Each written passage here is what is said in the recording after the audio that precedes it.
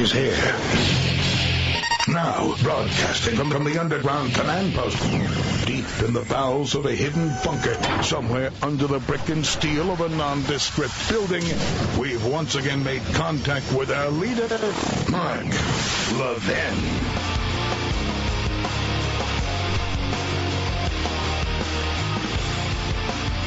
Hello, everybody. Mark Levin here. Our number, 877-381-3811, 877-381-3811. Before we jump in, all I can say is, wow. You guys, open your microphones a second.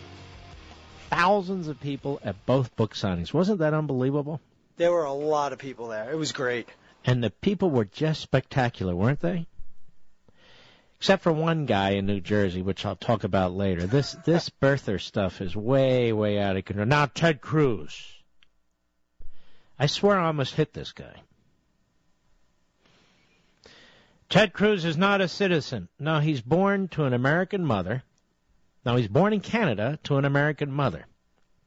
So all you pregnant ladies traveling overseas, according to certain birther groups, if you have a child while you're on vacation, they're not Americans. They're not natural-born Americans. I just thought you'd want to know if you're thinking of your kid as a potential presidential candidate, because they say so.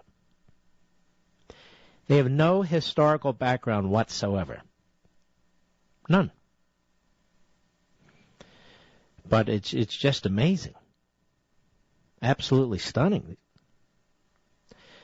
But we had so many wonderful people. And let me add, all races, both genders, I don't know the sexual preferences. That wasn't a requirement to say hello. Young people, elderly, middle-aged people, a particularly young crowd. Yeah, we had dogs come too. Everybody's so well-behaved, and it was a pleasure. In New York, we were there about 4.5 hours. In New Jersey, about 5.5 hours. And I wanted to be respectful to everybody, so I just want to thank you all. And this Saturday, Tyson's Corner, Virginia, at Barnes & Noble. I should add, if you want to see the crowd that was at New York, Mr. Producer went down the line, and this was early on. This line kept growing and growing throughout the day. You can go look at MarkLevinShow.com on our website, as well as the social sites, Mark Levin Show Facebook, Mark Levin Show Twitter. Christians, Coptic Christians, are being wiped out in Egypt. Their churches are being burned to the ground. Nuns are being marched through the street. Christian shops were marked ahead of time, as well as churches, to be burned and attacked. 47 churches and monasteries have burned to the ground or been robbed or attacked. What do the Christians have to do with this? Nothing. So I was hoping the President of the United States would say something today. I just keep hearing it's his last day of vacation. I was hoping the President of the United States would say something yesterday. Nothing. The day before, nothing. Nothing, nothing, nothing. I guess we're not taking sides in this when Christians are being attacked. I'm sure they'd attack the Jews, but there aren't enough Jews in Egypt to attack. So the Christians are under attack. And nothing. Did Harry Reid make a statement today? No. Did Nancy Pelosi make a statement today? No. And, if the Republican leadership made a statement today, maybe they did. I haven't seen it. Maybe they issued some press release. Nothing. It's amazing, isn't it? The Egyptian military, I don't know what everybody else is saying, and I don't care what everybody else is saying, needs to destroy in Egypt the Muslim Brotherhood. So, no, I don't agree with some of my friends in the Senate who say cut off funding now, cut off funding now. I say quadruple it and put the knife into the heart of this group of barbarian terrorist throwbacks. Why wouldn't we? On the Sinai, I didn't realize the Sinai was this bad, but apparently it's been. since Morsi won election. Loaded with al-Qaeda operatives. They murdered 25 police officers. Some of them they dragged through the streets. What is this fetish that the Islamo-Nazis have with brutality? What is this fetish? This sickening mentality of disembowelment, dismembering, beheading. Is that in the Quran? I don't think so. Is this desired by God? Is this what God wants? I mean, I can't imagine. And what is this endless raping and fondling and groping of women, strange women who, they're not their wives in these different areas? Is that a Muslim Brotherhood thing? I'm just curious. Apparently so. But Obama doesn't take sides on that, see? No. No sides. Not a word. Nothing. Played 5 rounds of golf in like 4 days. Very, very busy. He's got the pressure of the world on his shoulders, I'm sure. So the Daily Mail reports, I don't believe this will be on NBC, ABC, or CBS, or CNN, or MSLSD, or any of the rest of the crap that pretends to be media out there. Maybe a quick passing statement, 14 seconds, 15 seconds, or less. So I had to go to the Daily Mail. A mob marched nuns through the battle-torn street of Cairo like prisoners of war in the latest outrage against Egypt's Christian minority. Marching nuns down the street. Sister Manal, principal of a Franciscan church in suburban Cairo. By the way, for you liberals out there, you know, you think you're so tough under our First Amendment. Oh, I handcuffed myself to the White House fence. Now, this is tough. Here. Defending yourself against terrorist mobs. Now, this is really tough.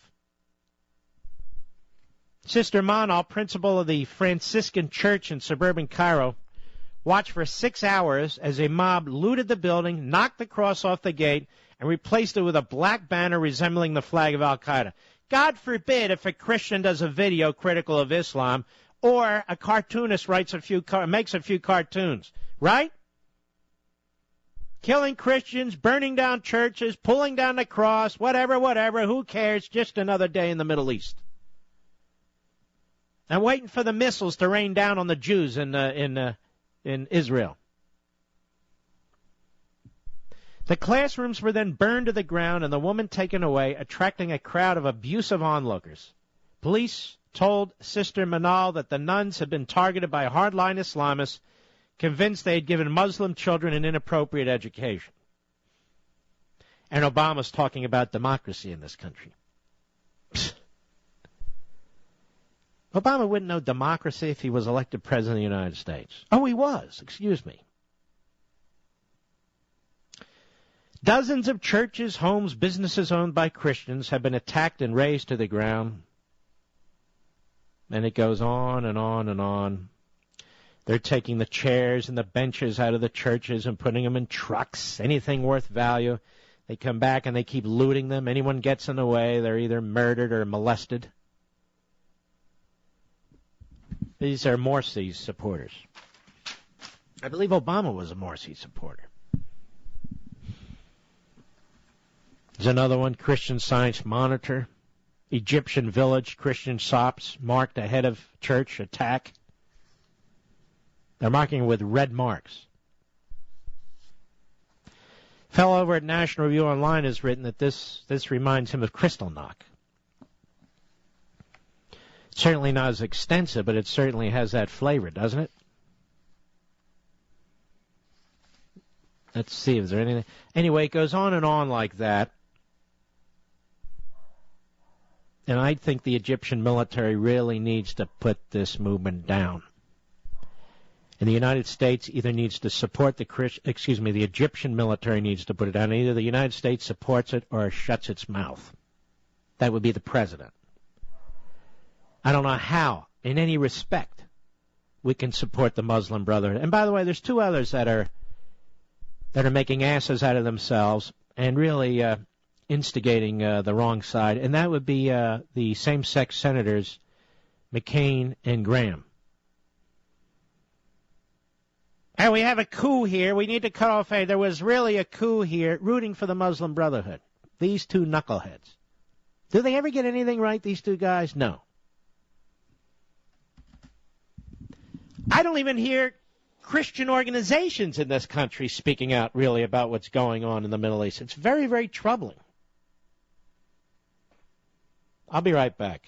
Mark Levin.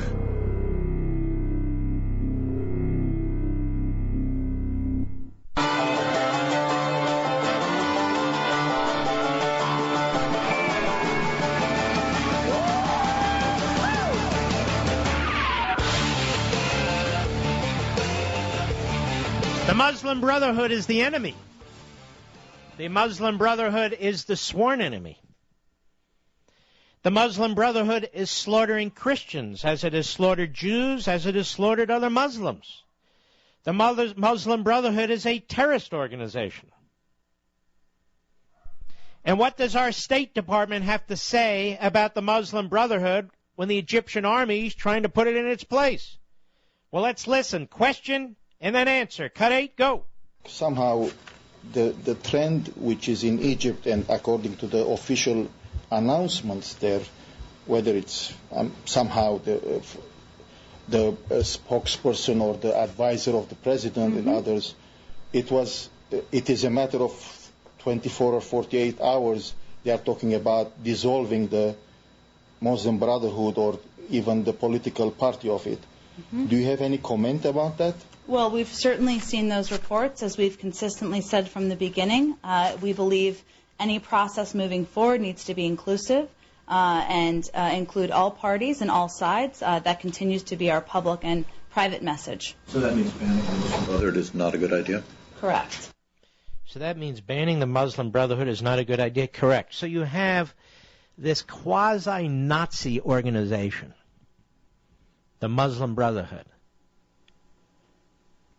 And our State Department says that the process needs to be inclusive. This is how crazy this administration is, and this is how crazy our foreign policy has become. We are defending the so-called rights of the Muslim Brotherhood, a terrorist organization that is at war with the West and at war with other religions. And we, our State Department, our president, is seeking to defend their quote-unquote right to participate in a democratic process. And they're trying to get the Egyptian military to stand down. And they say not a damn thing about the Christians being wiped out in Egypt, about the churches being burned to the ground. You know what the Egyptian military said? They said they're going to build those churches back. Absolutely incredible to me. And you know what? You know who's rooting for the Egyptian army? Not this administration. This administration takes the wrong side of every one of these fights. The Saudis are rooting for the Egyptian army. The Israelis are rooting for the Egyptian army. And I'm rooting for the Egyptian army. And some of my conservative/libertarian friends in the Senate, you're dead wrong. We shouldn't be cutting off funding to the Egyptian army. They're fighting a battle not just for themselves, but for us. And no, folks, I'm not saying do it for democracy. I'm saying do it for America. Whatever the outcome. And so that's what's going on in Egypt. Meanwhile, the President of the United States has his weekly radio announcement, his speech, and it's full of his usual vile partisan pablum. This man does not sound presidential. He's not presidential. And he's jumping into, Well, let's listen. This is on Obamacare. Of course, he didn't speak about the slaughter of the Christians and the burning of their churches. Cut one, go. So I'm going to keep doing everything in my power to make sure this law works as it's supposed to. Because in the United States of America, health insurance isn't a privilege, it's your right. And we're going to keep it that way. Ladies and gentlemen, do you realize hundreds and hundreds of thousands, if not millions of people are losing their health insurance because of this man and his law? I'm going to get to a story in a moment. 100 and some thousand people in New Jersey alone are going to lose their health care because the government has decided their policy isn't good enough. So first of all, that's a bold-faced lie. But secondly, what does he mean health insurance isn't a privilege, it's your right? What does that mean, it's your right? Now, unfortunately, I've had to address this before, several years ago, I suppose. If health insurance is a right, do you have a right to force another person to provide it? Like a nurse or a doctor or administrator? What are their rights? Is a doctor forced to treat you? Yeah, I mean, you have a right. It's like a right to vote, it's a fundamental right. You have a right to health care. And since health insurance is a right, notice he doesn't say medical treatment is a right. Shouldn't medical treatment be a right? I mean, having a policy in your hand, why is that a right? That doesn't matter. Getting the treatment you need is a right, correct? So shouldn't we ask all those vets who've gone to the Veterans Administration that has a backlog of what, 800,000, 600,000, some absurd number, some outrageous number? Doesn't the President of the United States run the Veterans Administration? Yes, he does. Well, don't our vets have a right to medical treatment? How about people who are turned down under Medicare for anything? The President of the United States just said it's a right. So does the federal government have the right to turn down any drugs whatsoever, wheelchairs, what have you, through Medicare? No, because it's a right. I know it's so because he said so. More when I return.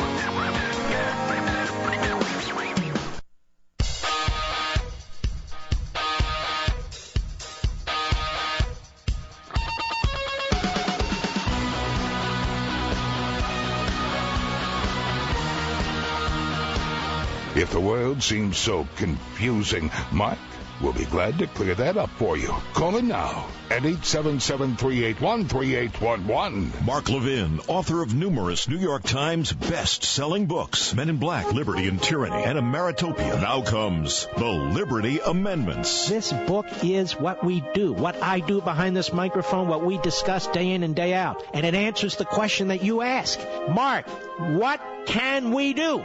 Well, this is my answer. The Liberty Amendments, new from Mark Levin.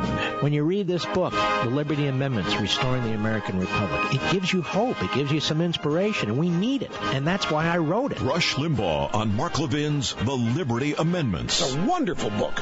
He proposes 10 amendments that simply reaffirm the original intent of the Constitution and then gives a thorough explanation for why each amendment is, in fact, justified and traces it back to the days of the founding. This year's must-read, Mark Levin's The Liberty Amendments, now on sale everywhere. Bum! That's right. And by the way, doing both book signings, wonderful, wonderful people. You waited in the line for hours. I want to thank you. Mr. Producer was in New York. So was Mr. Call Screener. Mr. Call Screener was also in New Jersey. How many people came up and praised my father's book, The Crossing? Plenty. It was constant. And I haven't spoken to my dad yet since that, so I want him to know. Okay, Obama. His weekly address Saturday. Anybody here? No, of course not. Who would listen to this? You know what the Obama speech is in Yiddish, Mr. Call Screener, given your German-Irish background? Do you know what it is? Dreck, we call it. I know like 5 Yiddish words. That's one of them. The others are flat-out curse words, so I had to be careful. Here's Obama not attacking the Muslim Brotherhood for slaughtering Christians. No. Cut 2, go. There's also a group of Republicans in Congress working hard to confuse people and making empty promises that they'll either shut down the health care law or, if they don't get their way, they'll shut down the government. Stop. Ooh, really? Think about that. Not one of them has talked about shutting down the government. I don't know about you folks, but I am damn sick and tired of this liar. That's right. Let's take the veneer off. He lies all the time. He lies about his opponents. He lies with his promises. If you like your health care, you can keep it. Millions of people, hundreds of thousands, are losing their health care. You can't keep it. He's never held to account. You know what he is? I'll tell you what he is. He's obnoxious, and that's true. And you know I'm right. Go ahead. They're actually having a debate between hurting Americans who will no longer be denied affordable health care just because they've been sick and harming the economy and millions of Americans in the process. Stop. Oh, good Lord. I'm looking for an article. Let's see here about New Jersey. Oh, here it is. You just heard him, right? The Republicans, trying to hurt people on health care, confuse people. This is the New Jersey Star Ledger, a fairly liberal, pretty much a rag, out of New Jersey, by Ed Beeson. Title, Obamacare to end health plan use by 100,000 New Jerseyans. It didn't say Republicans, it said Obama. Obamacare. Funny, it sounds like Obama. The bare-bones health insurance policy that's been the plan of choice for New Jerseyans who can't afford something better is set to go away next year thanks to the Affordable Care Act. So listen to the irony of this sentence. So affordable health care policies are going away under the Affordable Care Act. This is how propaganda works. And what those policyholders will be left with may be a choice among pricey, pricier, and priciest. About 106,000 people in the Garden State are insured under what are known as basic and essential or B&E health care plans, according to state data. Since 2003, all health insurance that operate in New Jersey's individual health care market have been required to sell these plans, which, as their name implies, offer only a thin layer of coverage for things such as doctor's office visits and procedures that don't involve hospital stay. What's wrong with that for young people? This is what colleges and universities used to offer. But while B&A plans were meant to help young families get coverage and staunch the drop of enrollment in the individual health market, their relatively low price, as little as a couple $100 a month for some people, made them the most popular option for those who don't get insurance through an employer or a government program such as Medicare and Medicaid. That's right, a plan that filled a market. Think of it, capitalism. About 71% of those covered by the individual health market have a B&E plan. But no longer. Soon, no longer.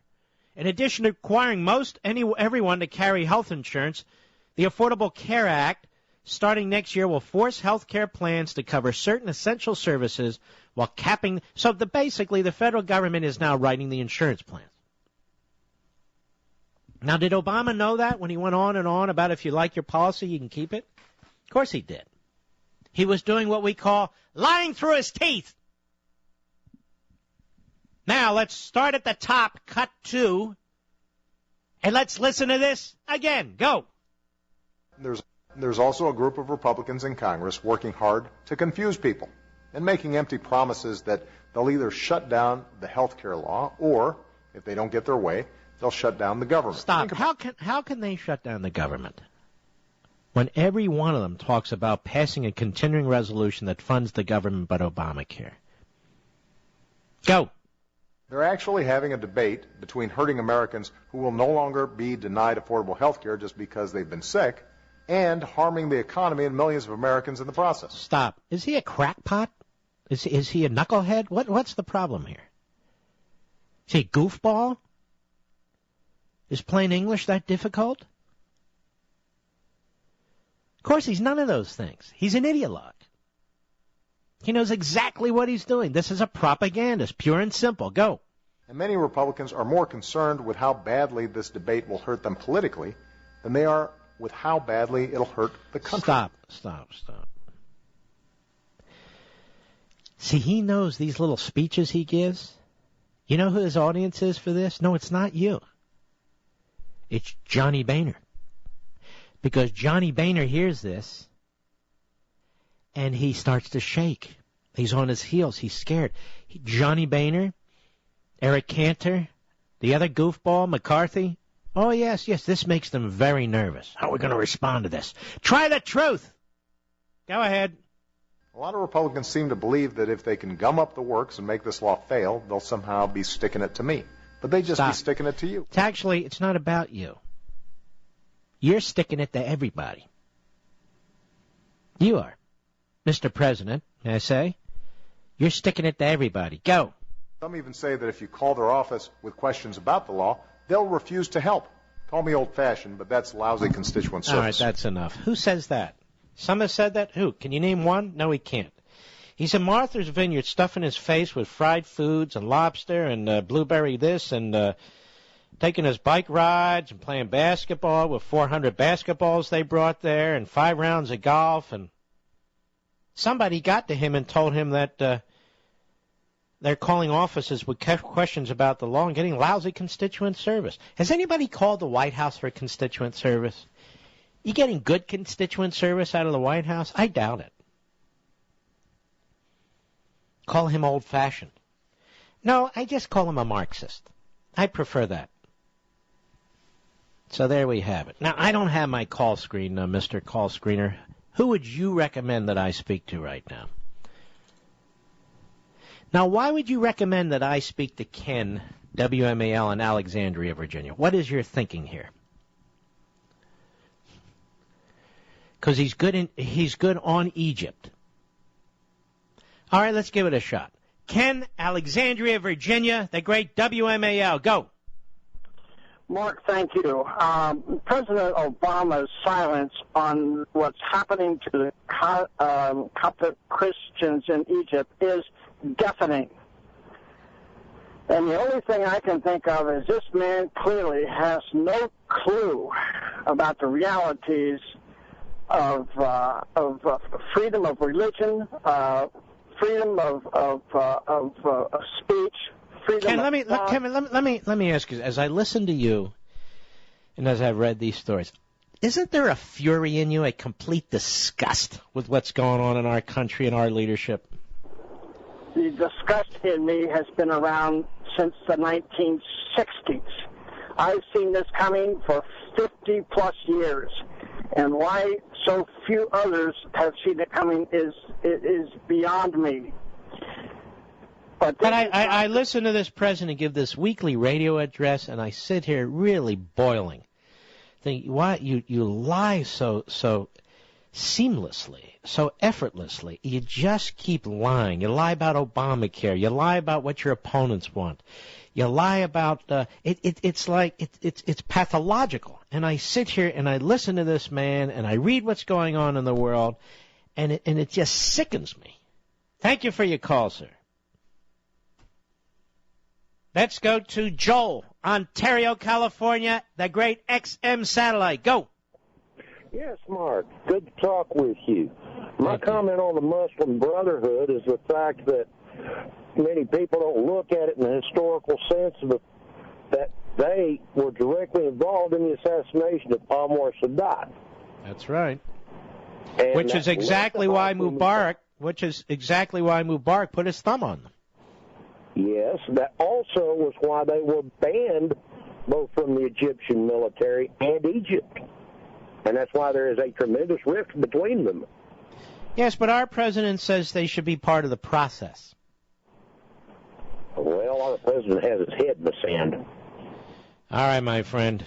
Let's slip in another one here before the break. Let us go to Scott, Los Angeles, California, on the Mark Levin app. Go. Mark, I look forward to seeing you at the Reagan Library, September 7th. It'll be my pleasure. Thank you. All right.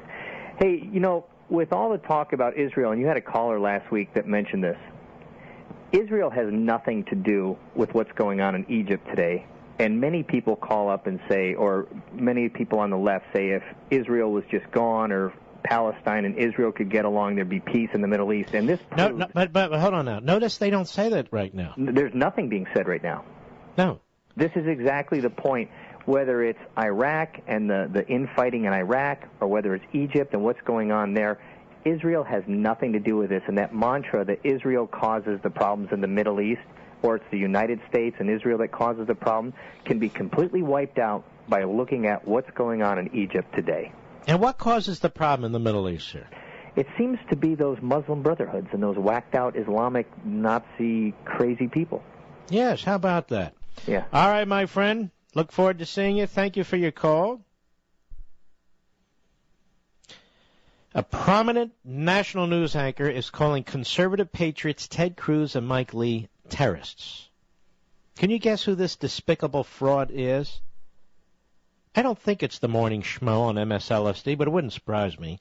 Check out liberalmediabs.com to see how well you know the radically leftist media. These people are so far out there, it's mind-boggling.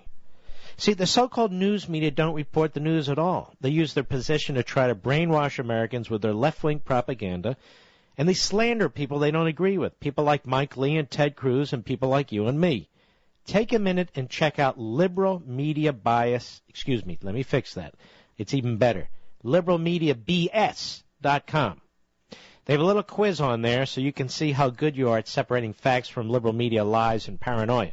And as conservatives, it's critical for us to know what the media are really up to. And if you answer enough questions correctly, you might even win a prize. It's liberalmediabs.com. It's full of glaring examples of just how unhinged and radical the media are. Now, they're nothing more than mouthpieces for the Obama administration. Check it out yourself. liberalmediabs.com, and forward it to your friends, too. That's liberalmediabs.com. Mark Levin.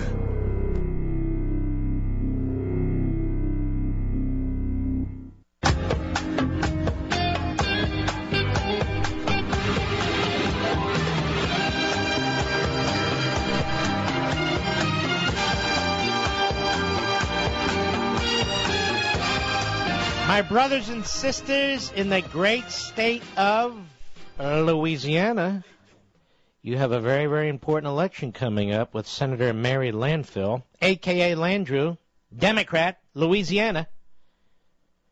Over the weekend, she said this, Hat Tip Weekly Standard, Cut 3, go. No more free riders. Everybody has to share responsibility, so we can keep a healthy workforce and keep it strong. And I can give you more information about it. If I had to vote for the bill again, I would vote for it tomorrow. There are a lot of good things about this bill. So Louisiana, Mary Landfill said if she had to vote for the bill again, Obamacare, she'd vote for it tomorrow. There are a lot of good things about this bill. And I love her starting out, no more free riders. Now, folks, over 85% of us had health care where we weren't free riders. Those people, for instance, in New Jersey, that's just the latest example. Over 100,000 people who are going to lose their insurance, they weren't free riders. What is this free riders? They're destroying the health care system to give your money to the free riders. They're destroying the health care system to give your money to people who don't work. To illegal aliens, if they could. Remember that? Who the hell are the free riders around here? They act like the taxpayer and the citizen is the free rider. This is a U.S. Senator. Come on, Louisiana. We need your help. Boot this dingbat out of office. And I say that with all due respect. And by the way, for all her bravado, they had to cut a deal with her to get her to vote for Obamacare. Now, on principle, she supports it because there's a lot of good stuff in there. I'd love to question her for an hour to see what she knows about what stuff's in there in Obamacare. You mean like all those new IRS agents? Now, Louisiana, you can do better than her, and we pray that you do. Because when she votes, she screws all of us, not just you. And we're all over the great state of Louisiana. Baton Rouge, New Orleans, Alexandria, others. I can't remember everything. But we need your help. She comes home. She acts like a fiscal conservative. She's no fiscal conservative. Everybody around the country, every Democrat in the Senate voted for this monstrosity, which you are going to struggle with, which your children are going to struggle with, your parents, your grandparents, your whole family, and the whole nation. This is reason enough to boot her ass out and all the rest of them. Mark, what can we do? We can do this, among other things. I don't know how she keeps getting reelected. But I think the time has come to put an end to her magnificent career, where she votes down the line with the leftist Democrats and then comes home to Louisiana and pretends she's one of you. She's not one of you. She's one of them. Same with that idiot brother of hers, with all due respect. But we'll see. See how much more people want of these phony moderates. And by the way, I make no excuses. I carry no brief for these phony Republicans either. I'm up to here with the whole damn bunch of them. We can't do anything about Obamacare. Cantor said it again today. We can't do it. His butt should be kicked out. What kind of a majority leader is this guy, Cantor? Besides which, I am convinced that thing on his head was glued there. Looks like a squirrel. No offense. I'm just telling you what it looks like. I'll be right back.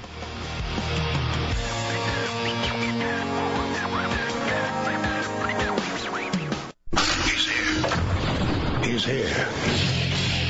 Now, broadcasting from the underground command post, deep in the bowels of a hidden bunker, somewhere under the brick and steel of a nondescript building, we've once again made contact with our leader, Mark Levin.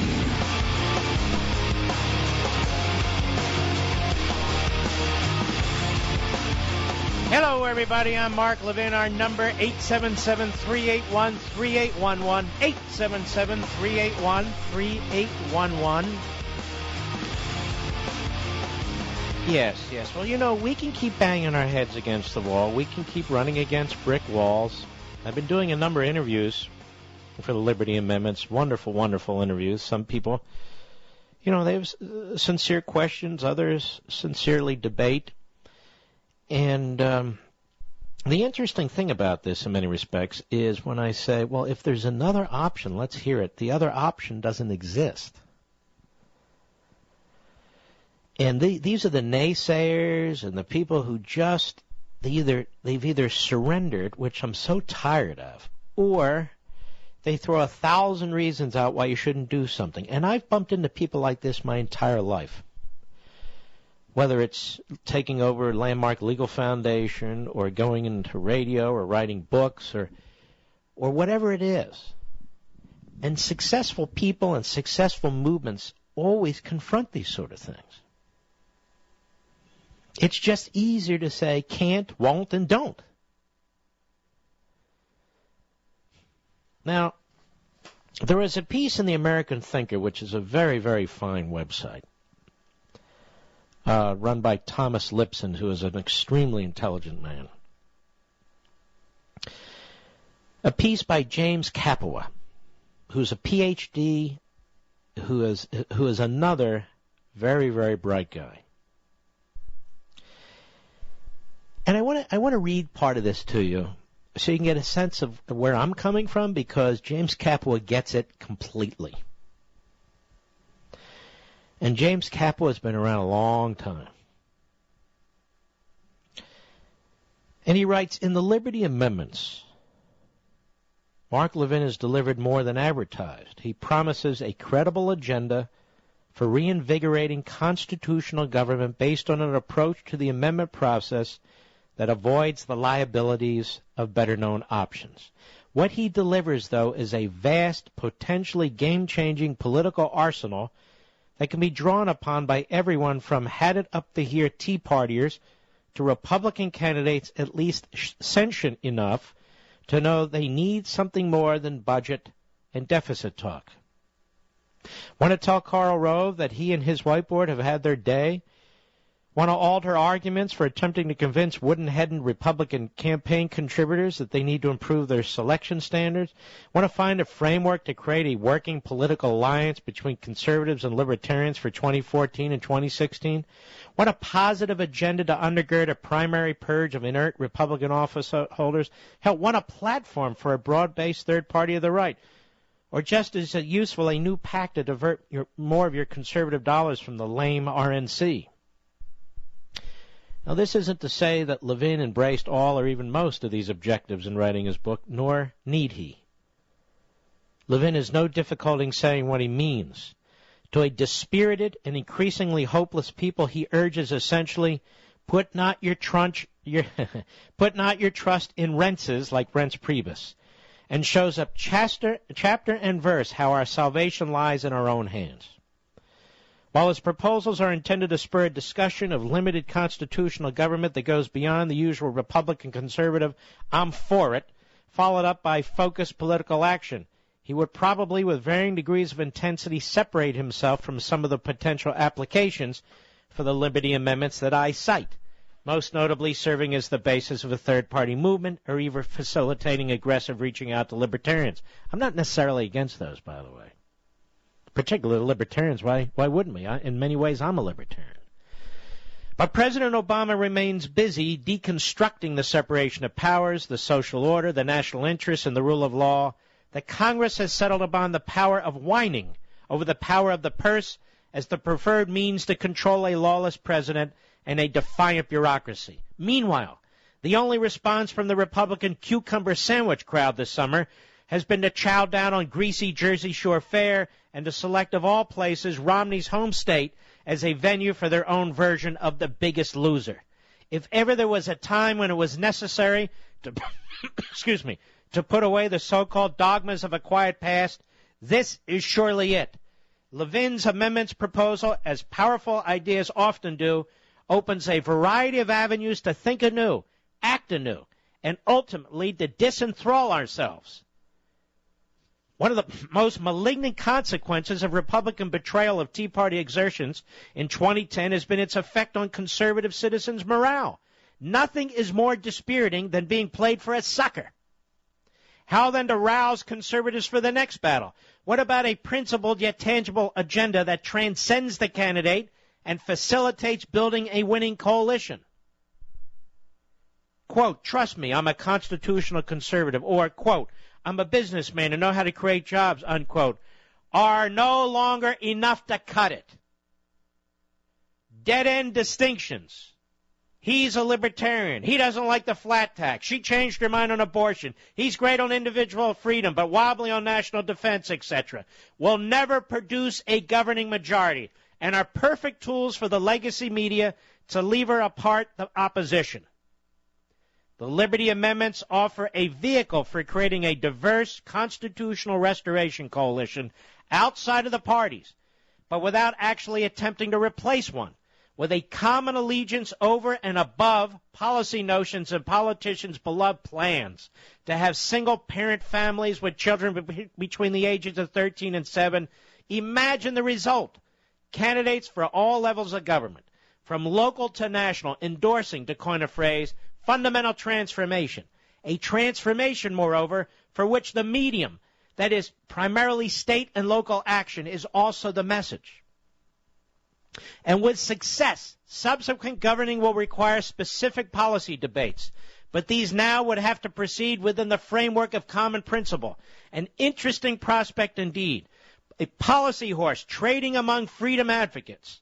Liberty Amendments coalition debates would also have a salutary effect upon political language. For example, citizen would have to be restored to its primary place ahead of socioeconomic, ethnic, and interest group categories that now dominate political discourse. In all, a vast improvement over the internal Republican so-called debate on comprehensive immigration reform with its creation of a new form of performing art, the kabuki circus.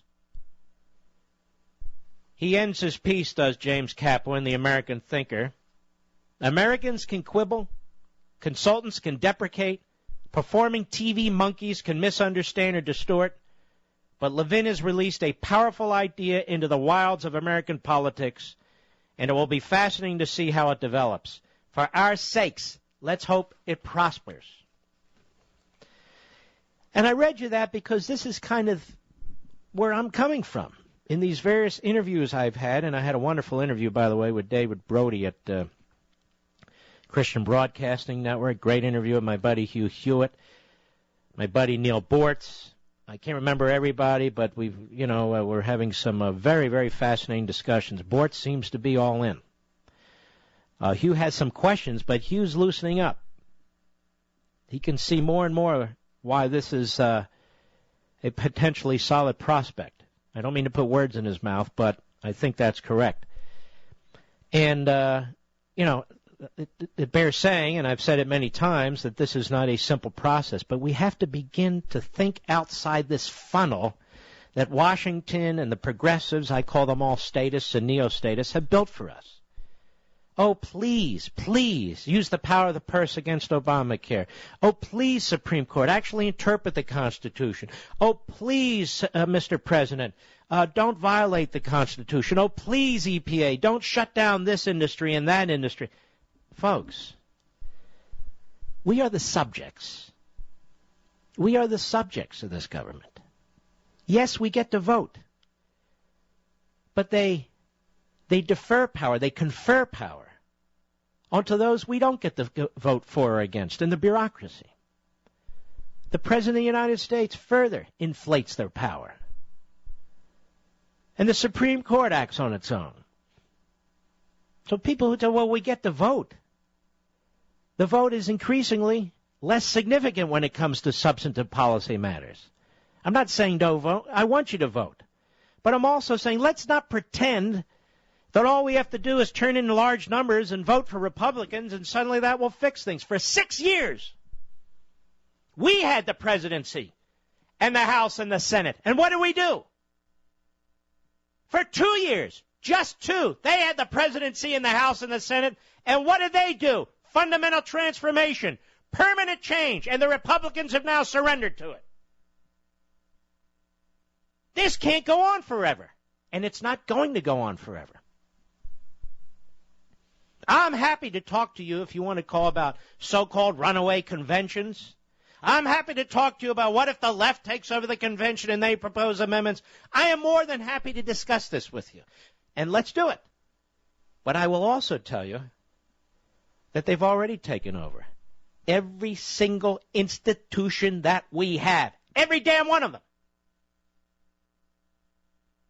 And right now, unless we turn to the framers of the Constitution, unless we turn to the Constitution itself, we have no real options. Yes, we should elect a conservative president. Yes, we should elect as many conservatives as we can to the House and the Senate, even though the rhinos are doing their best to prevent that. And we may have a temporary gap in the trajectory, as we did for 8 years under Reagan. But the system has been poisoned. It is no longer a constitutional republic. It's something else. And I am prepared to debate that with any professor, any former Bush staffer, or whomever you like. And if you look at their writings and their statements, they're pretty much perfectly happy with the massive bureaucracy. They're pretty happy. They talk about federalism, but they don't really believe in it. Because this amendment process I'm talking about is quintessential federalism. They say they trust the people, but they really don't trust the people. So what is the option? What's left for them? Nothing. They have no real options. I told you the other day, a friend of mine attended a speech on federalism. Excellent speech on federalism. And when the speaker was asked about Levin's book, about the Liberty Amendments and the Second Amendment process under Article 5. He immediately objected. And when asked, well, what would you do? He said, we need to elect more conservatives. See, that's all we need to do, folks. Elect more conservatives. That'll fix everything, as it has in the last 100 years. The system is broken. We need to confess. Most of us are not responsible for that. Other people are. But it is what it is. And we're not going to succeed, in my opinion, in reversing course unless we take a serious road toward doing that. And the very same framers of the Constitution that wrote all the other words in the Constitution, which we revere, wrote the words in the Constitution to which I allude, and to which so many object. And yet they put these words in the Constitution specifically for now and specifically for us. Why do you think they did that? That's their gift to us. Article 5. Application of the legislatures of 2/3 of the several states shall call a convention for proposing amendments. 3/4 of the legislatures required to ratify, in this case, why did they do that? You think that those words meant nothing? A little bit more when we return. I'll be right back. Mark Levin.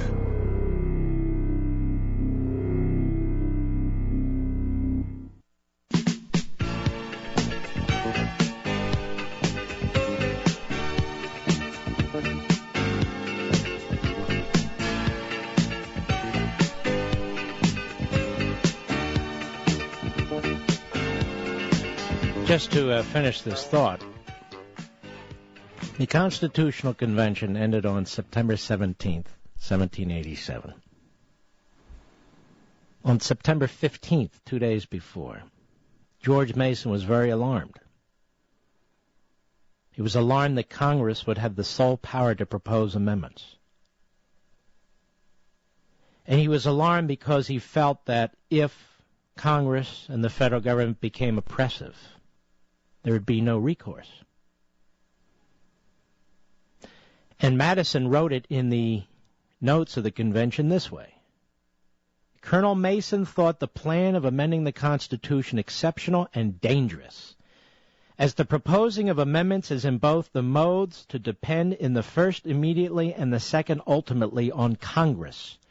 No amendments of the proper kind would ever be obtained by the people if the government should become oppressive, as he verily believed would be the case. So Mason believed that what we are dealing with today would in fact occur. And he insisted on this second process for amending the Constitution that effectively bypasses Congress and the entirety of the federal government,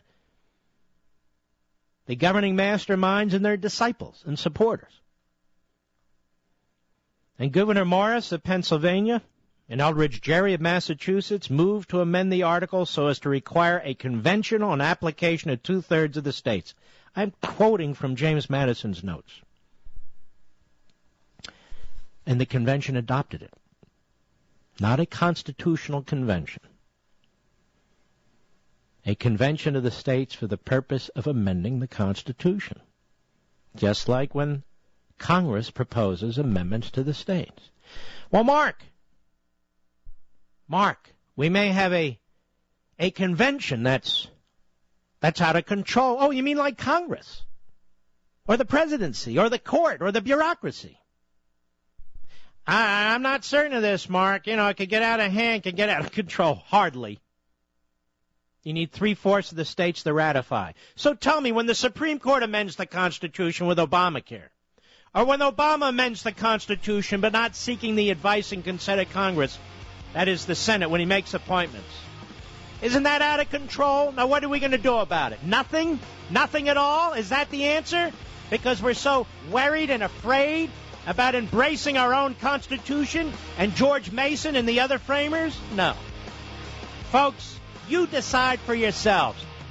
Read the Liberty Amendments, and I'll be right back.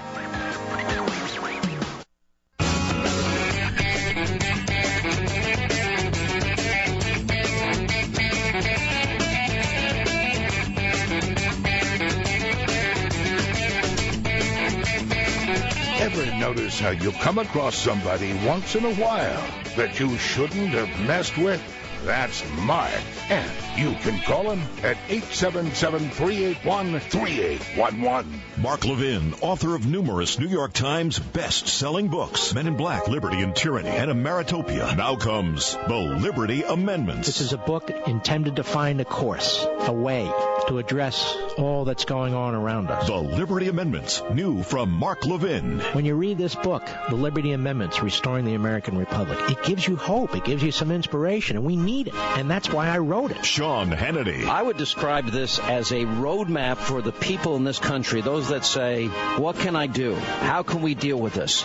It's a roadmap to liberty, a roadmap to return to self-government, a roadmap to reestablish founding principles and restore the constitutional republic we inherited. I highly recommend it. This year's must-read. This book combines our heritage, the framers at the Constitutional Convention, the framers at the state conventions, who are always overlooked, and applies it to our current circumstance. Mark Levin's The Liberty Amendments, now on sale everywhere. But, Mark, it can't be done. But, Mark, we can't do it next week. But, Mark, what will the liberals do? But, Mark, folks, you ever run across people in your daily lives who sound like that? The naysayers, the can't-doers. Well, you listen to them and it's over. You listen to them and it's over. And it's not like these notions, these ideas, and my knowledge is not unassailable. These are just some of my ideas. It's not like I would be writing about them and talking about them if we weren't in this circumstance. You see, folks, I've had it with lawless presidents. I've had it with activist courts. I've had it with Congresses that confer unconstitutionally enormous power on departments and agencies of the executive branch and destroy separation of powers. I have had it with the EPA issuing massive regulations, not because it's about health and safety, but because it's about ideology. And what's our recourse today? Almost nothing. Now, I understand that many consider this a new idea, but it's not a new idea. It's as old as the Constitution itself. I don't know why we revere the Constitution and the framers except in this one instance. Well, you never know. You never know what? Well, I live in a blue state, and it'll never happen. But everybody doesn't live in a blue state, and the truth is some of these blue states aren't going to stay blue forever. You know why? They're going to turn red and collapse. So we have to have this dialogue. We have to start pointing people to Article 5. We have to start talking about what is possible one day if we think not like the statists, not like the media tell us to think, not as the politicians insist that we think. This is not their Constitution. It's yours. This is not their heritage. It's yours. I can't guarantee you 20, 50, 100 years if this will be attempted even, but I can guarantee you that this nation will be something pretty hard if we don't do something that's potentially effective. Anyway, that's my view. All right, let's go to Steve in New York, the great WABC. Go. Great one. It's great to talk to you. What an honor. My honor. Thank you, my friend. Oh, I got a great story for you. I loved your Hannity special. Enjoyed it very much. I listened to it 3 times over the weekend. Oh, thank you. I got my wife to tape it for me, or TiVo it, and she watched it. and she really enjoyed it. She's not big on politics or anything, and she gets sick of hearing me talk about it. But it was funny because she said, he is so calm, Steve. She was trying to do a little wifey husband training, and she says, he's so calm and he gets his point across. He didn't raise his voice or get upset or anything.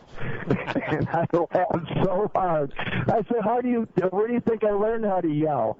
It's listen to Mark, because she knows you're my hero, and I go around quoting you and telling everybody to listen to you. And wow, she that's said great. To get me to calm down a little. I said, you need to listen to Mark. Well, thank you. Well, listen, you know what? This is called passion. Just a reminder, it's passion, you know. And what was truly exceptional about the Hannity program, number one, the man is enormous class and decency. And number two, he was asking me questions because he wanted me to inform the public about what I'd written and to engage the studio audience. And notice we didn't have a bunch of left-wing bomb throwers just yelling and talking over people. There were conversations actually occurring. Did you notice that? Yes, there was no crazy. I mean, a lot of times he's got the left-wingers on there, and it's almost funny to watch. But that was so interesting, and it didn't get me upset, and I just wanted to listen to it over and over and absorb every second of it and every bit of information. It's just brilliant, Mark. I hope when we've got President Cruz, he has the wisdom to make you his chief of staff or vice president. No. And he's got a great chief of staff, by the way. No, I do what I do, and he will do a great job should he be president. Thank you for your call, my friend. And I'm so sick of these birthers. I was going to tell you about this incident. Just a wonderful group of people. We were in Bookends, Ridgewood, New Jersey, and everyone was respectful and taught. And it was hot outside. It got hot, hotter than originally forecast, and there's a very long line. And, we try to go through it quickly out of respect for everybody in line, but I also try to be respectful to everybody in line. But this fella, he gets in my face, and first of all, he points to some obscure note on page, I don't know, whatever, and he said, excuse me, folks, and he says, you were wrong about this, you were wrong about it. And honestly, I didn't have time to read it, and I'll go back and check it, and if I'm wrong about it, I'll fix it. And that happens sometimes in these books when you're going into the notes. You might put a word where you mean another word or a state where you mean another state. So I'm going to check it out. I just haven't had time. And then he says, and Ted Cruz is not eligible to be president. He's not a natural-born citizen. And I thought to myself, this is not a subject that I have studied so thoroughly. But he's born of a mother who's an American citizen. Doesn't that make him a natural-born citizen? No, but he was in Canada when he was born. Okay, but she wasn't Canadian. She was an American citizen. She was an American citizen. And so the issue isn't what the Constitution says in that regard. The issue is how do we interpret that? And the way I interpret it is his mother's an American citizen, so he's an American citizen. That's not a constitutional issue. That's an interpretive issue. Or a statutory issue if Congress has passed some law subsequent to that to enforce that provision of the Constitution. So the face of the Constitution isn't terribly helpful. If he was born of non-citizens in a foreign country, that would be easy. And there's a lot of easy cases. So the guy gets in my face, and he starts pointing and pointing. And I looked at him when I pointed back, and I cursed, unfortunately, but because, he was a nut job. And I thought to myself, why do you come here and do that? Is this sort of the way you excite yourself or something? No. So I just want you folks to know who like Ted Cruz. I assume they're going to do this to Rubio or some of these other people too. Whether you like him or not for president, I'm just making a point that now this has become an entire industry. And, of course, Ted Cruz. He immediately issued today or yesterday his long-form birth certificate. Now, some of this is probably coming from the left. So now they're the birthers. But some of it's coming from others, too. The people just get obsessed or conspiratorial, and there's no end to it on a matter like this. And there's nothing I can say or point to that's going to change their mind. But in my view, there's no doubt about it that he's eligible for president should he choose to run. Just as I believe McCain was eligible for president when he ran. So, that's my opinion. You may not like it. But what particularly bothered me about this guy, he was disrespectful in his conduct to everybody else standing there, who were pleasant, talking to each other, listening, watching, and so forth. I'm a big boy. I've seen this and 1,000 times worse. But he was quite obnoxious. He's the only one. Oh, no, there was another guy had a problem. What if he had a problem? He was screaming upstairs. I don't know what he was screaming about. It was kind of eventful there in New Jersey. Now, there wasn't anything like that in New York, was there, boys? No, peaceful in Long Island. It was peaceful on Long Island. But it was peaceful in New Jersey, too. It really, really was. It was just terrific. If you could have seen that, well, actually you can. We have the video, and this is just the start of the day with the line. It got longer and longer at Book Review on Long Island. If you want to take a look on MarkLevinShow.com or Mark Levin. Oh, there is now the New Jersey line? Okay. Both lines on MarkLevinShow.com. Are they both on the social sites, too, or just the Long Island? But we'll put the other one up later so some of you can see yourselves, too. All right. Goldline. There's a fiscal fight in Washington approaching. We've talked about it many times. In fact, it's due to start next month. It's likely to rattle the confidence in the American economy once again. I'm talking about the 2014 budget and the debt ceiling debates. More uncertainty. Will you be prepared if our economy collapses one day under the weight of government debt and inflation? With gold and silver at 2-year lows, now is the time to consider diversifying your portfolio with a tangible asset that has survived economic catastrophes. With Goldline's two-way price guarantee program, if the price of your qualifying purchase drops, you can call Goldline to replace it at the lower price. And if the price of your qualifying purchase goes up, you can buy more at the original price. Either way, Goldline has you covered. So call Goldline right now, the only precious metal company I buy gold from, to learn more about how you can qualify to receive this limited time special. And for a limited time, when you call Goldline for its free investor kit and mention that Mark Levin sent you, Goldline will include a free commemorative medal that I personally designed while supplies last, because I am now designing another one. This one has, the one you can get now has Benjamin Franklin and Independence Hall on it, along with the free investor kit. So call Goldline right now, 1-877-365-2646. Read Goldline's important risk information to see if buying precious metals is right for you. That's 1-877-365-2646, 1-877-365-COIN, 1-877-365-COIN. Mark Levin.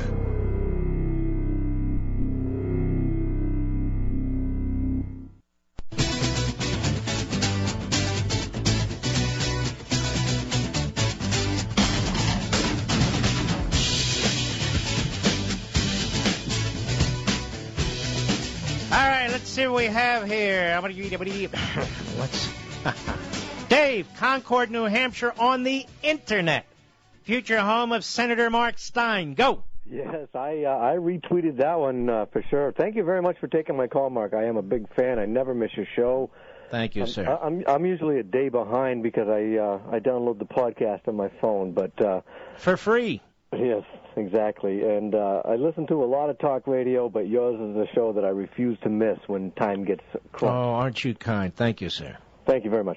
Now, my comment is regarding a way that I thought of, and I'm sure that you know this, but I haven't really heard anybody say it this way. The idea crystallized for me when I had an exchange with my Senator Kelly Ayotte, and the idea is this, that the polarity of representation reverses after the person becomes elected. We send somebody to elected office to represent us.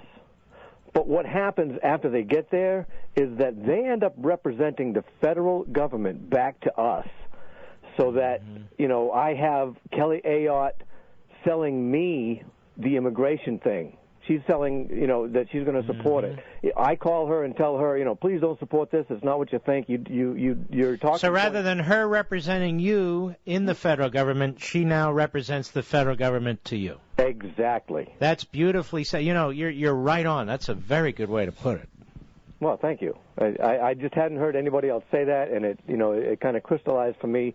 I mean, I had Rand Paul a couple of months ago in New Hampshire. I didn't go to see him, but I heard he was here with Reince Priebus also peddling the immigration bill. I said, why is he doing it? He's not even a border state. What does he care? I'll tell you why, because a lot of the libertarians believe that free economic activity involves the free flow of human beings from one location to another.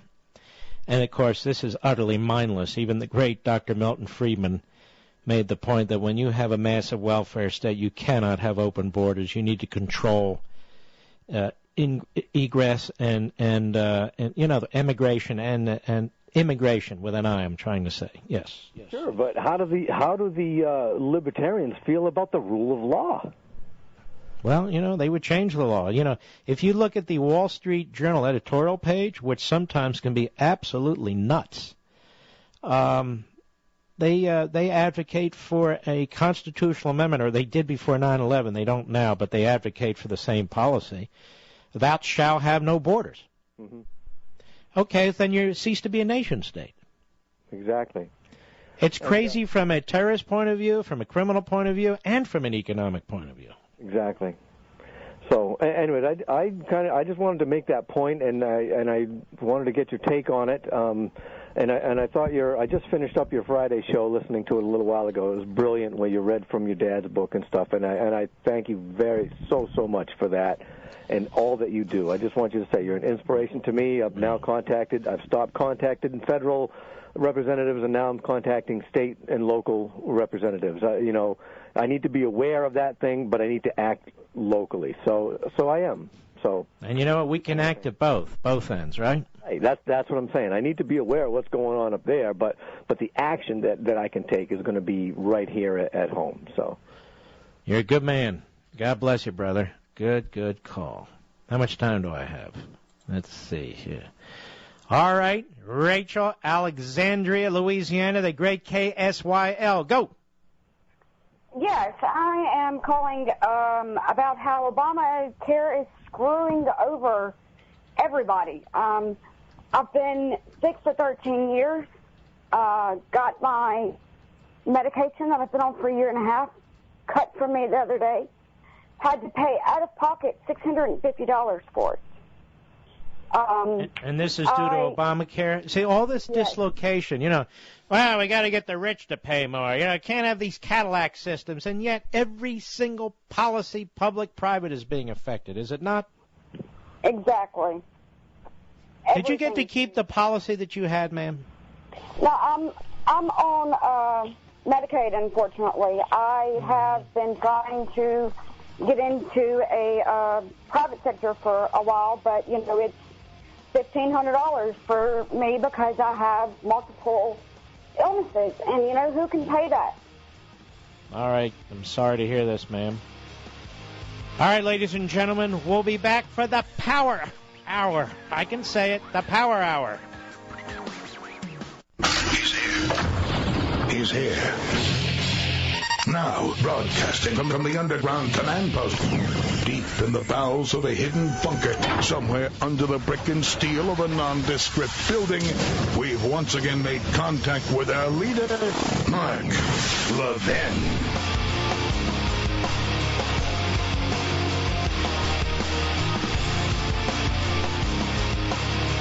Hello, everybody. Mark Levin here. Our number, What is it? 877-381-3811. 877-381-3811.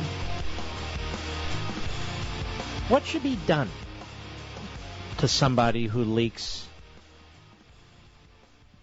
classified information to the media? What should be done to that person? Well, here's a piece in the Washington Times today, actually Sunday, by Rowan Scarborough. The Obama administration provided a New York Times reporter exclusive access to a range of high-level national security officials for a book that divulged highly classified information on a U.S. cyber war on Iran's nuclear program, internal State Department emails show.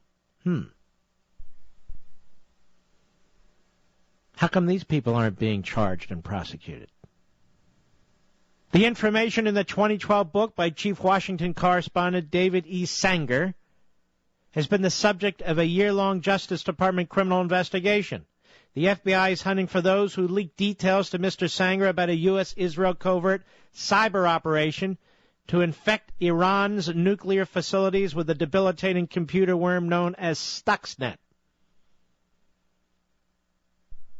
There is an investigation. There's an investigation of the leak that came from the same administration that's investigating the leak. A New York Times story adapted from the book, Confront and Conceal Obama's Secret Wars and Surprising Use of American Power, quotes participants in secret White House meetings discussing plans to unleash Stuxnet on Iran. Now, this is serious stuff, folks. The scores of State Department emails from the fall of 2011 to the spring of 2012 do not reveal which officials told Mr. Sanger, but they do show an atmosphere of cooperation within the administration for a book generally favorable toward, but not uncritical of Obama. And it goes on. Okay. What happens when they find out who did this? I mean, how hard can it be? If there's a criminal investigation, Mr. Sanger, the New York Slimes reporter, does not have immunity from revealing his sources, should it come to that. The question is, will the Justice Department press as hard as it possibly can to get to those sources? But with all the talk about Snowden and so forth, I just thought you'd want to know that this administration officials officially sat down with and provided information to the New York Slimes about something of significant consequence. And that is what took place with the U.S.-Israeli covert cyber operation to affect Iran's nuclear facilities with this worm known as Stuxnet. That is incredibly serious. Have you heard about this, by the way? Other than me reading it to you in the Washington Times? I seriously doubt it. I hadn't heard about it before. Oh, and there's more to report to you. When welfare pays better than work in the New York Post. Here's an offer for you, writes Michael Tanner, the Cato Institute. $38,000 per year, tax-free. No work required. Apply at your local welfare office. Do you believe this? The federal government funds 126 separate programs targeted towards low-income people, 72 of which provide either cash or in-kind benefits to individuals. The rest fund community-wide programs for low-income neighborhoods with no direct benefits to individuals. State and local governments operate more welfare programs. Of course, no individual or family gets benefits from all 72 programs, but many do get aid from a number of them at any point in time. So this Cato Institute did a study looking at the state-by-state value of welfare for a mother with 2 children. In New York, a family receiving temporary assistance for needy families, Medicaid, food stamps, WIC, public housing, utility assistance, and free commodities like milk and cheese would have a package of benefits worth $38,000, the 7th highest in the nation. Now, that may not sound overly generous, but remember that welfare benefits aren't taxed. Wages are. So someone in New York would have to earn more than $21 per hour to be better off than being on welfare. That's more than the average statewide entry-level salary for a teacher. Plus, going to work means added costs, such as paying for child care and transportation and clothing, not to mention that even if it's not a money loser, a person moving from welfare to work will see some form of loss, namely less time for leisure as opposed to work. Is it any wonder, then, that despite the work requirements included in the 1996 welfare reform, which, of course, Obama has since stripped out, only 27.6% of adult welfare recipients in New York are working in unsubsidized jobs? Welfare is slightly more generous in Connecticut, $38,761.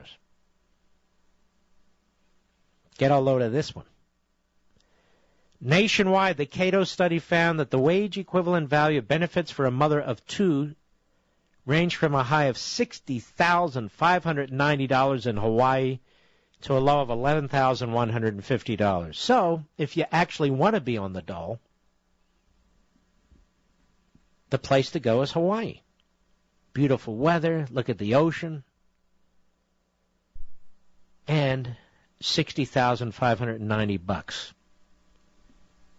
Of course, not everyone on welfare gets all 7 of the benefits in the study, but for many recipients, particularly the long-term dependents, welfare clearly pays substantially more than an entry-level job. Now, that should not happen, period, anywhere.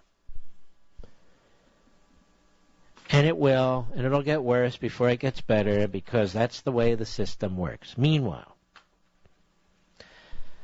I predict we're going to have more brownouts and blackouts in this country, and Obama's right that the price of electricity is going to skyrocket. And it's not a hard prediction. Here's one of many stories we've talked about in the past from The Hill. The Obama administration is poised to rescind a little-known emissions exemptions for power plants as it seeks to flex its muscle through the Clean Air Act. Green groups. Folks, this is what I'm talking about. There is a complete disconnect between the voter and how this government functions. Green groups are red groups. They're commie groups. They hate capitalism. Every damn one of them. That's right. And so they have the EPA, which they own, which they populate, which issues laws. That's what a regulation is. That's what a rule is. It's a law like any other law. It's got penalties. It's got fines. Some of them include criminalizing the offense. Congress hasn't passed all, but Congress gave us authority. Congress is not free to grant this kind of authority to somebody else or some other entity. And yet it does. And so again, without recourse, the EPA and all the rest of them, they seek to destroy industries and products and services, to coerce people to impose their will, to issue mandates while at the same time they're banning things.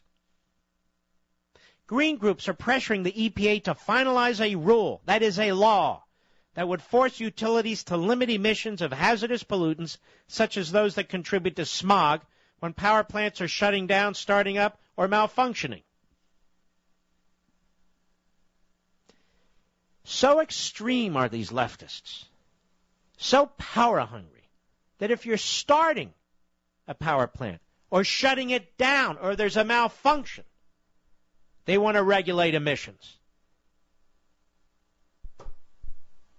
Activists from Detroit and Birmingham, Alabama, also met last week with Obama administration officials from the EPA and the Council on Environmental Quality to press their case for the rule. Where were you folks? Nowhere. Were you invited? No. Did you know the meeting was occurring? No, you didn't. Because we don't live in a representative constitutional republic. We live in this crap. I don't even know what it is. Mark, don't you love America? I love America. I detest this federal government because it is not the federal government that is constitutionally permitted. And some people, including Republicans, including some pseudo-conservatives, seem to confuse the two. Business and industry groups oppose the regulation but appear resigned to it taking effect. Yes, because they can't stop this administration. One industry representative described the end of the exemption as the latest in a death by 1,000 cuts. They are issuing so many regulations so fast, so many laws so fast, 3,000 of them last year, that even the biggest industries can't keep up and fend them off. It's an abomination. It really is. And we're becoming poorer as a result. I'll be right back. Mark Levin.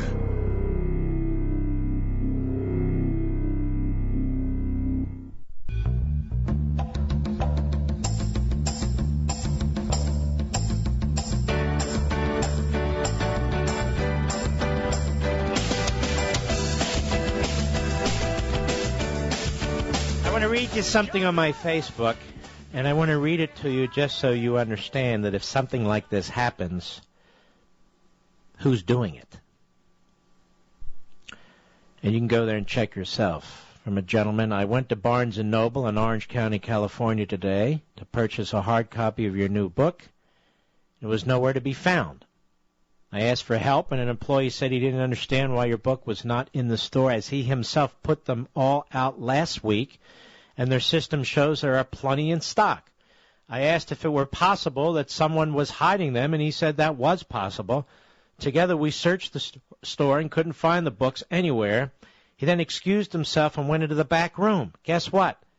They were all there, packed in a box in the back room. He brought them out and put them out again where he said they should be, out front with the other new releases. I was able to purchase a copy, hopeful to meet you and have you sign when you come to California. Now, understand something, folks. That's not Barnes & Noble hiding the book. Barnes & Noble has ordered tens of thousands of copies to make them available to you. That is some clerk hiding the book. And if you go into a Barnes & Noble or a Walmart or a Costco or a BJ's or a Sam's or a Target or any independent bookstore and the books aren't out, they have them.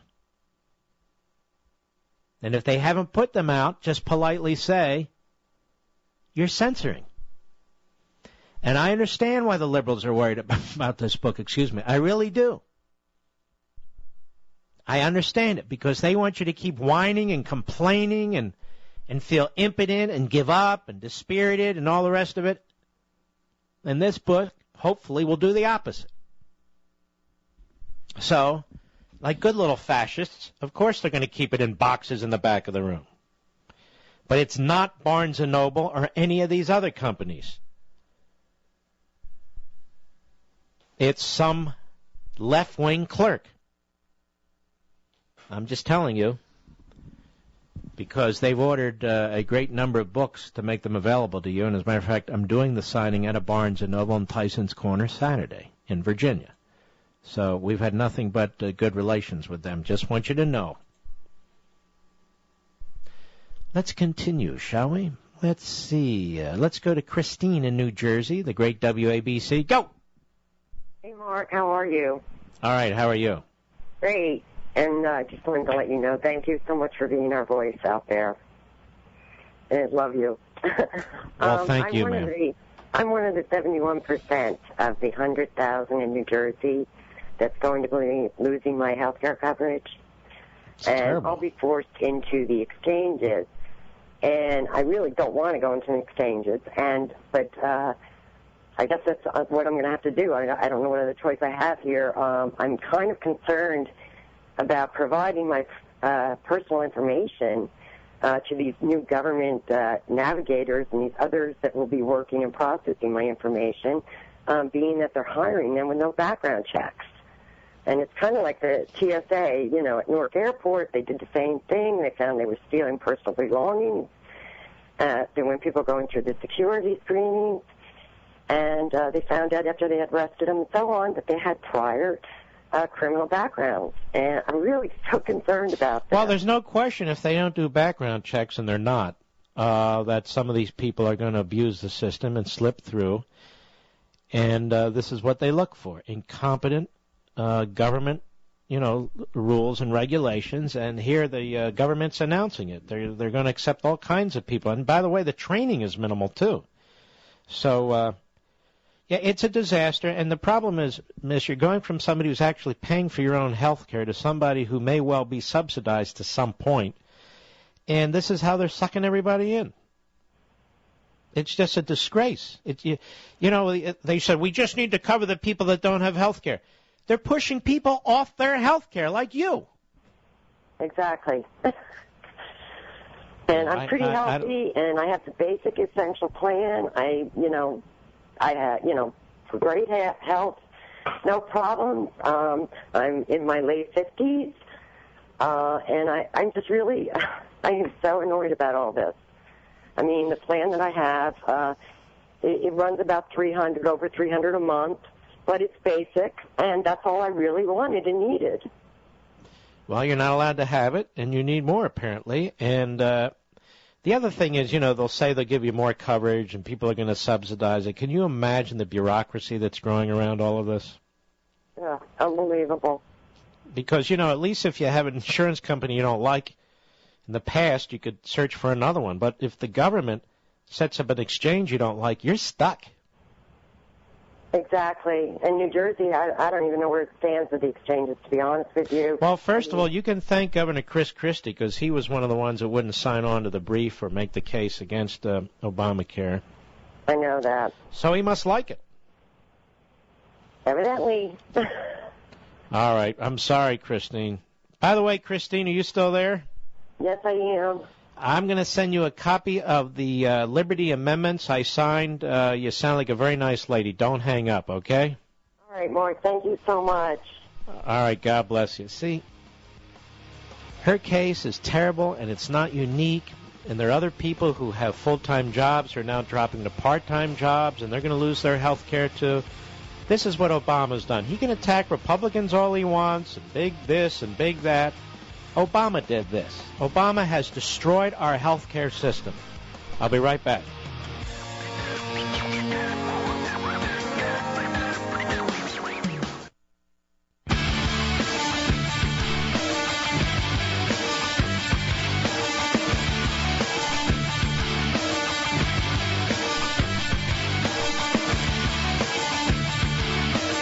Mark Levin says today, what the backbenchers will repeat tomorrow. Call Mark at 877-381-3811. Mark Levin, author of numerous New York Times best-selling books, Men in Black, Liberty and Tyranny, and Ameritopia. Now comes the Liberty Amendments. This book is what we do, what I do behind this microphone, what we discuss day in and day out. And it answers the question that you ask. Mark, what can we do? Well, this is my answer. The Liberty Amendments, new from Mark Levin. When you read this book, The Liberty Amendments, Restoring the American Republic, it gives you hope. It gives you some inspiration, and we need it. And that's why I wrote it. Rush Limbaugh on Mark Levin's The Liberty Amendments. It's a wonderful book. He proposes 10 amendments that simply reaffirm the original intent of the Constitution and then gives a thorough explanation for why each amendment is, in fact, justified and traces it back to the days of the founding. This year's must-read, Mark Levin's The Liberty Amendments, now on sale everywhere. By the way, I just heard tomorrow, 9 p.m. Eastern, for the first two segments, I believe, I will be on Hannity TV, 9 p.m. Eastern tomorrow on the Fox News channel.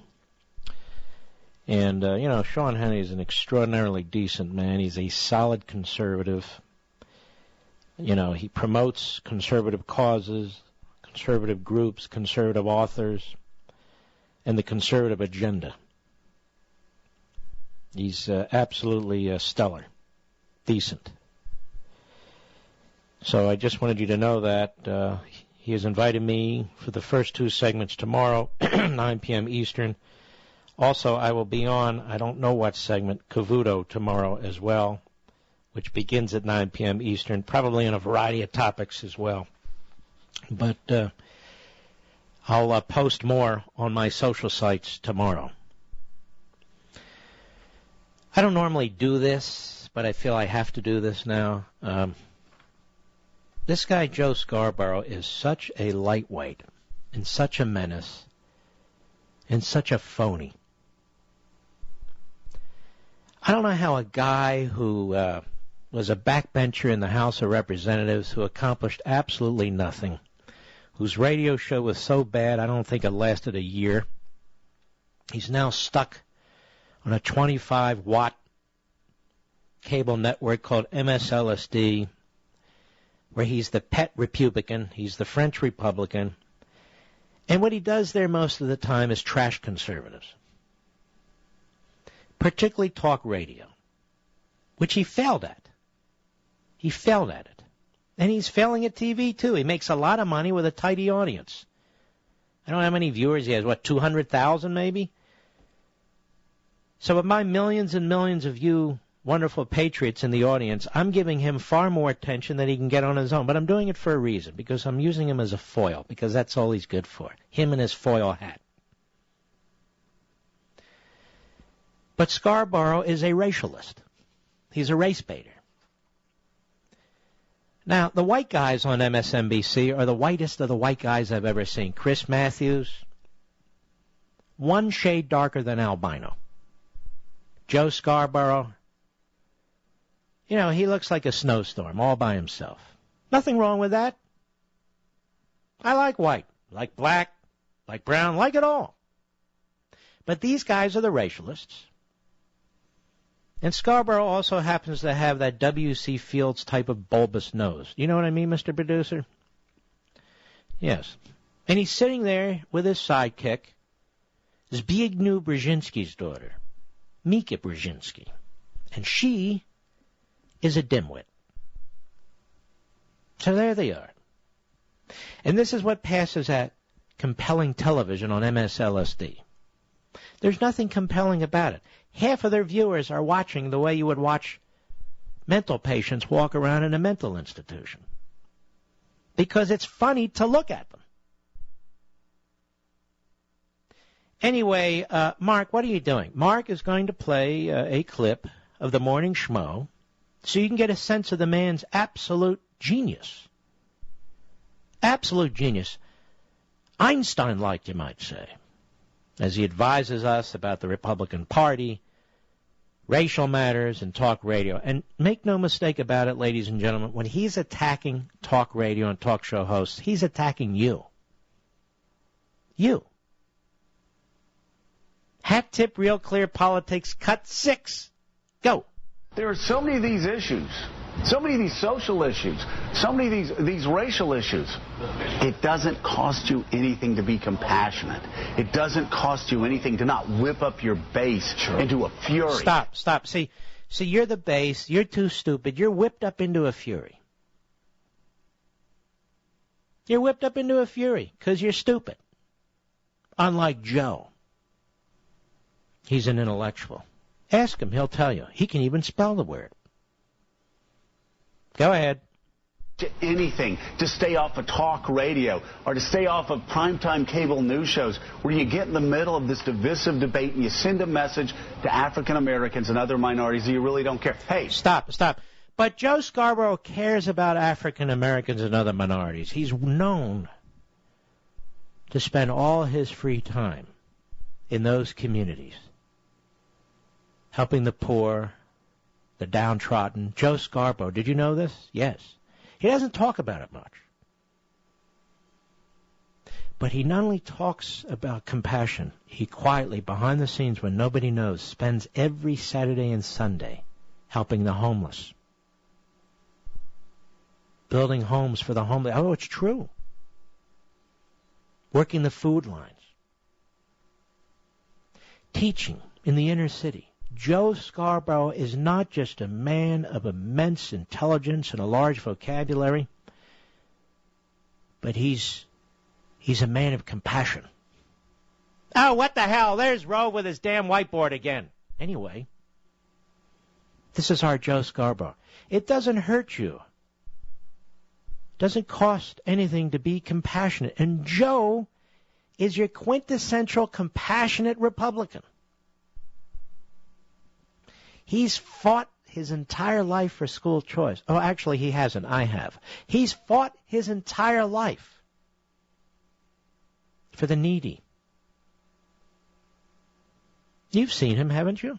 You've heard about all this. Of course not, because the man is so modest.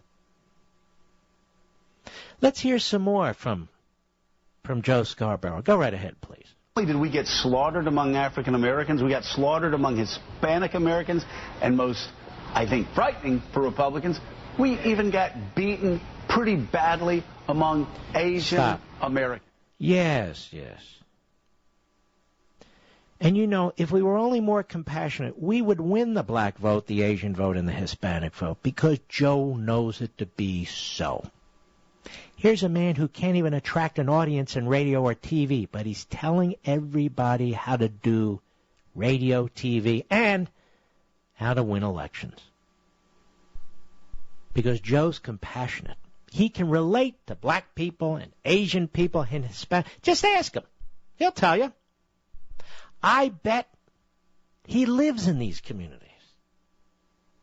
He's not a pseudo-liberal who just talks the talk and doesn't walk the... Not Joe. Go ahead, please. The Republican Party right now is sending out signals. And they're all... If you're not white, right, you're really not welcome in this party. Stop. And by the way... Yeah. And who in the party is singing out those signals? This is what passes for intelligent talk on MSLSD. The guy's a parrot. He just keeps repeating what other people say. Sending out signals to white people. What do these signals look like? Is there a secret handshake too? And you look around this panel, they have a few guests who are of color. But last time I checked, Mika's white. Joe Scarborough's white. What's the other nitwit's name? I can't remember his name. Do you guys know? What is it? No. On the Scarborough show. Oh, they're listening so attentively, Mr. Producer. What, Larry O'Donnell? No. He's got that kind of nerdy guy with the glasses. Well, whatever. White, and white. In fact, the whole damn lineup there is white except for Al Sharpton. And that, of course, is the minority guy they bring in, Al Sharpton. The president of MSLSD, Phil What's-His-Face? I used to know him. I can't remember his name. He's a white guy. So they're sending out signals to their audience that they only want a white audience. They're sending out signals. Go ahead. Hey, people are going to get mad at me for saying it. Look at the numbers from 2012. We could do things that don't cost us a lot. All right, shut up, you moron, with your dramatic affectations. Hey, kids, we could do something that doesn't cost us a lot. Just be compassionate, like Mika and me. How so? Like, just be it, Just say the right things. Just talk down conservatism. Talk down talk radio. Talk down white people. Yes. Now, of course, Joe Scarborough ran in a district that was almost all white, military, wonderful district in Florida. And he's never run in any other place ever. Ever. Anyway, ladies and gentlemen, there you have it. Now you know why MSLSD sucks. But one more little clip from the Morning Schmo in his sidekick, Mika Brzezinski. Let's do cut 7, shall we? Go! I was just talking about since 2006. Republicans have grimaced and they've hidden in the corners and what are we going to do about these people on talk radio and these people on cable news that Stop. Do you think Joe drinks in the morning? I don't think so. I think anyone who says so is really way off. But what are we going to do about these people on talk radio and cable news? Hey, idiot, you're on cable news. Hey, idiot, you're on cable news. We're not going to do anything about people on cable news. Go ahead. Things that are driving off the very swing voters we need to get elected to the White House again. I thought the very swing voters we need don't listen to talk radio, Joe. I thought the Republicans won the swing voters in the last election, Joe. They won the independents. Remember, Joe? Go ahead, Mr. Producer. They don't have guts to... Shut up, you moron. You're just a blithering idiot. Which explains why you're on MSLSD.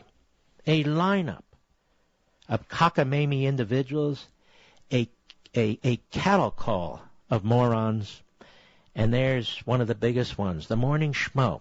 And he surrounds himself with people where they just talk to each other about stupid stuff. They say stupid things.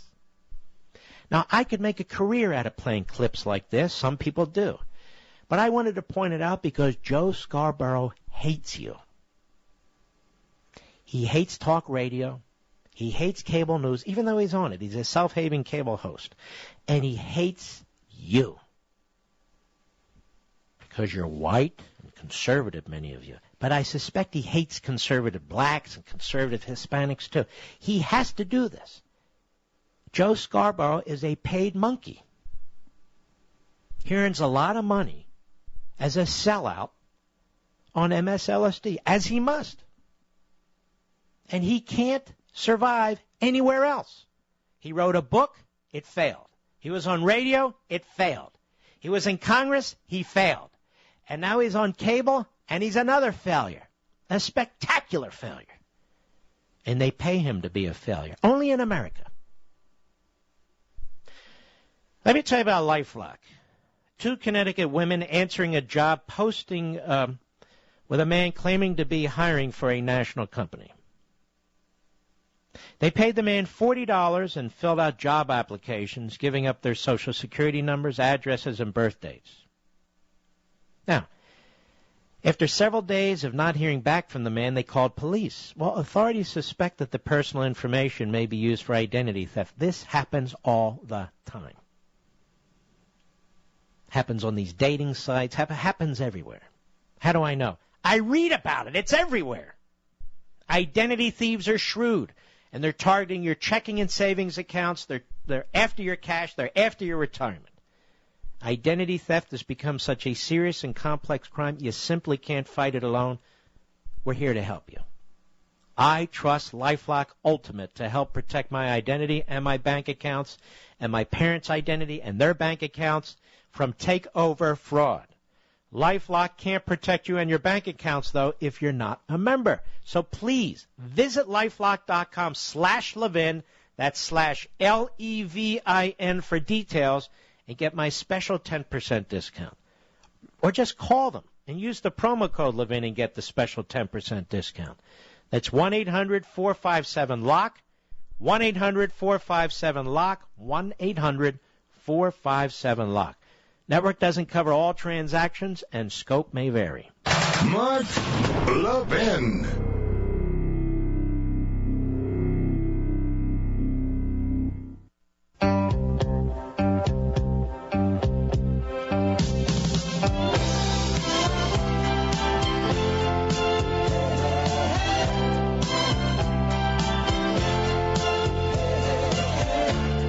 Say one other thing, by the way, in passing, the Joe Scarborough types and others. I can just speak for myself, but I can speak for some of my friends in this industry, too. He has no idea what we do, who we do it with, no idea how we live our lives, how we help people, what we contribute to. He has no idea. And it's none of his business. But if I had to sit down and compare my charity and people I've helped to him, I bet I'd fare pretty well. He has no idea. He's a walking, talking stereotype. They push out guys like Scarborough out front because they know he's a useful idiot. And there are many of them. This is not a man who's serious about the Constitution, who's serious about the condition this country's in. He's not a serious person at all. Sits there and flaps those big lips of his. Platitudes pop out. Platitudes. Must get paid by the word, that boy. Just show compassion, he says. And how does he do it? Where does he do it? I'd like to know. Tell us, Joe. Pull out one of Karl Rove's whiteboards and use your third-grade writing and list all the charities and list all the charity work you actually do. The people you visit in hospitals and so on. I just want to see it. Well, what about you? I'm more than happy to compare what I do to him. With him, rather. But that's not really my point. My point is he doesn't know a damn thing about me or most of the people in this business. But I've seen his ilk before. All talk, no action. Talks about compassion. Now, is there some great cause he's involved in? To help sick people? To help military personnel? Even to help canines? What does he do? What do all the jerks on that pathetic MSLSD do? Larry O'Donnell, look at that goofball. What does he do? Give money to Democrats? That's what he's good at. Open his stupid socialist mouth, popping off all the time. These are scary people. They really are. Sorry, folks, I didn't mean to digress, but from time to time I have to address these fools, okay? I won't do it tomorrow, though. Ladies and gentlemen, we salute our armed forces, police officers, firefighters, and emergency personnel. Thank you all, my beloved audience. Thank you, those who showed up last weekend. I'll see you tomorrow, America. I'm Mark Levin.